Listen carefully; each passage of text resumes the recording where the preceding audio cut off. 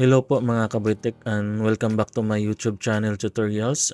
Share ko lang sa inyo mga kabitek kung paano po tayo mag-install po ng Call of Duty Online Mobile Portable for diskless setup. Okay, so meron akong ginawang steps installation guide po natin mga kabitek. Okay, so yung unang gagawin po natin is i-download po natin yung Call of Duty Mobile Portable files from Google Drive na ibibigay ko po sa inyo na link. Okay, and then yung pangalawang gagawin po natin is i-extract po natin yung WinRAR files to our game disk drive. Okay, so meron na po akong na-download po dito na Call of Duty Mobile Portable files. Okay, so naka WinRAR file po siya, and then open lang po natin. Okay, so bago po yan, punta muna tayo dito sa ating game disk drive. Okay, so pwede kayo gumawa dito ng folder nyo po mga kaboytek para dyan nyo po ipasok yung portable files nyo po ng Call of Duty. Okay, so gumawa ako ng portable games folder, and then close ko muna siya, and then dun po natin ipapasok, okay, yung files po ng Call of Duty. Okay, so click lang po natin tong Call of Duty Mobile Portable, tapos click lang po natin tong extract, and then punta tayo dito sa game disk, and then dito po natin siya ipapasok dito sa portable games folder. Okay, so click lang po natin okay, and then hintayin lang po natin mga kaboytek na matapos po yung extracting po ng files. Okay,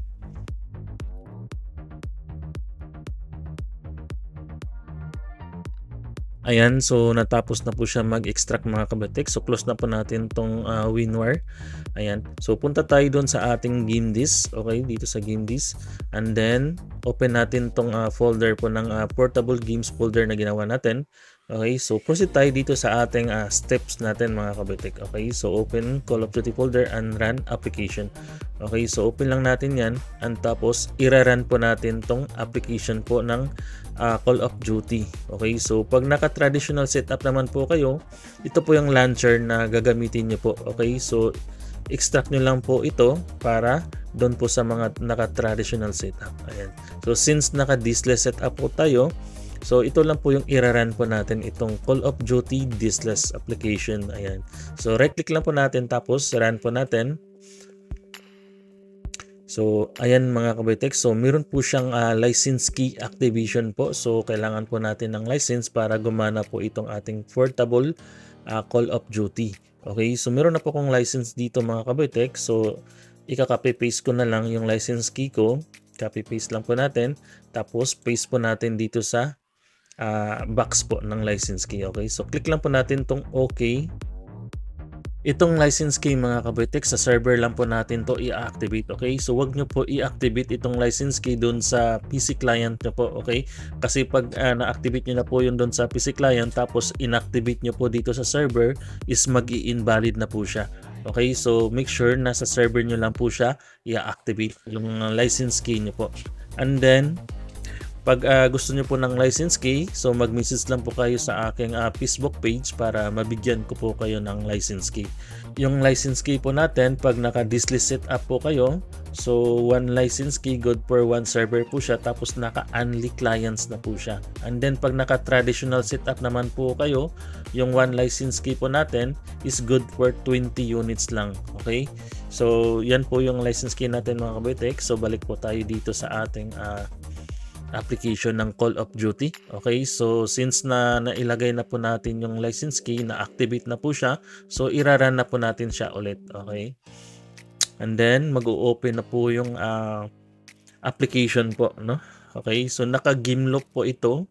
Ayan, so hintay lang natin na makapag-load po yung application po. Okay, ayan, so naka-game loop po ito mga kaboytek, and then hintayin lang natin na matapos yung loading. Ayan,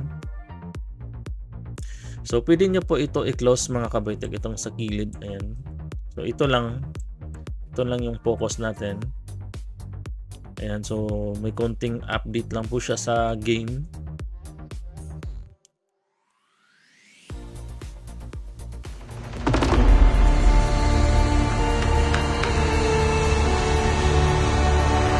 Ayan mga kaboytek, so working po siya, and then try natin maglaro mga kaboytek.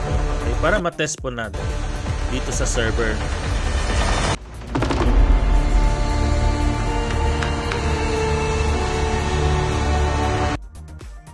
Ayan, so working po siya mga kabitek. Pag okay na po yan dito sa server, so close na po natin yan. And then, yung next step natin mga kabitek, ito nagawa na po natin. Okay, so gagawa po tayo dito ng shortcut po dito sa desktop natin. Okay, so yung application, gawan po natin siya ng shortcut to desktop.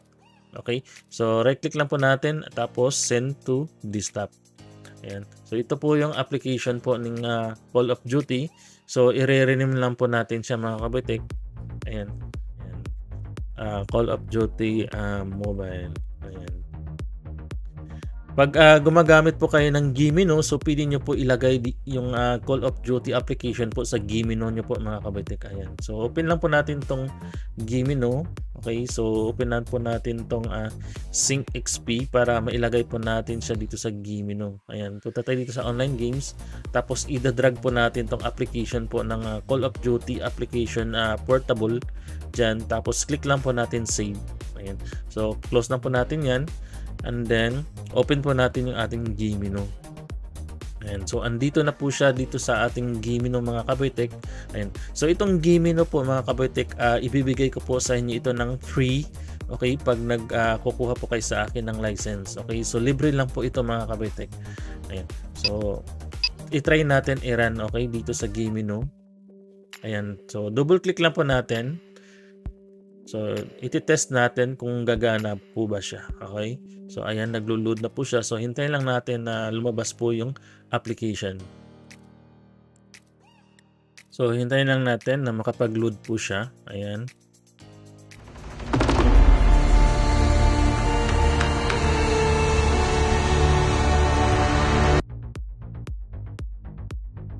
Ayan, so gumagana po siya mga kabitek. So, close na muna natin. Ayan. So, yung next na gagawin po natin mga kabitek, punta tayo dun sa ating PC client. Okay, so as you can see, meron akong PC client na naka-on. Okay, so remote po na natin yung PC client. Ayan. So, kung nakikita niyo po mga kabitek, so wala pa po siya dito sa ating Gimino po ng PC client.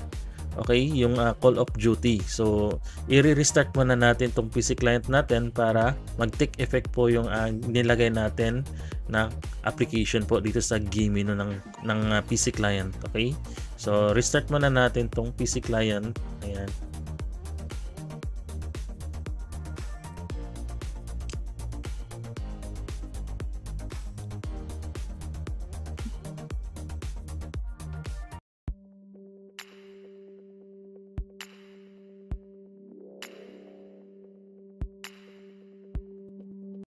So, nakapag-restart na po yung ating PC client mga kabitek. So, try po natin i-remote. Okay. Ayan. So, as you can see, nasa Gimino na po siya ng PC client mga kabitek. And then, pag ayaw nyo naman po ng Gimino, yung mga naka-traditional lang. Okay. So, pwede nyo po siya, punta lang kayo dito sa this PC, tapos punta kayo dito sa game disk ng PC client. And then, pwede nyo po siya gawan ng shortcut to desktop, no? Ayan, pag gusto nyo po ng ganitong setup lang. Ayan. Okay, so pag wala po kayong Gimino. Ayan. So pag naka-Gimino po kayo, so ganito lang po siya. Sa server nyo lang po ilalagay yung application, tapos makikita na po siya dito sa ating PC client. Okay, so run lang po natin, try po natin i-run para matest po natin dito sa PC client kung working po ba itong ating Call of Duty Portable. So, hintayin lang natin na makapag-load po siya.